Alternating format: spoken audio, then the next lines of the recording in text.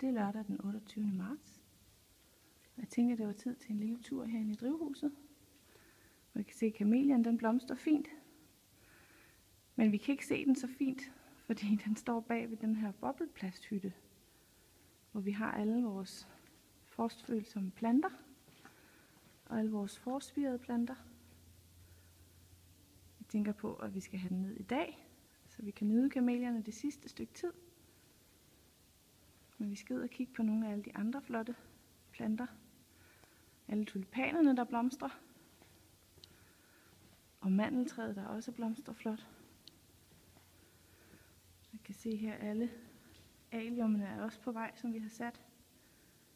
Den glæder vi os til at se. Og det ene aprikostræ, det blomstrer stadigvæk og er ved at få blade. Det andet aprikostræ, det er afblomstret.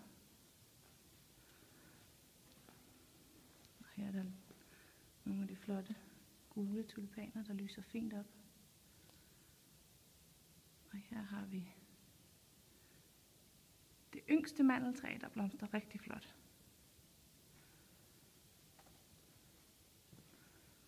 Heroppe har vi vores tulipanbed med den tulipan, der hedder White Emperor,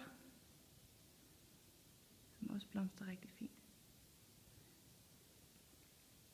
Der er ikke så mange, som vi gerne ville have haft, fordi vi har fået besøg af musegrise, tror vi nok, som også rigtig godt kan lide tulipanløg.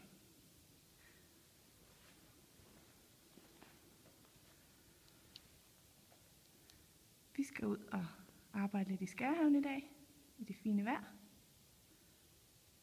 I må have en fortsat god lørdag.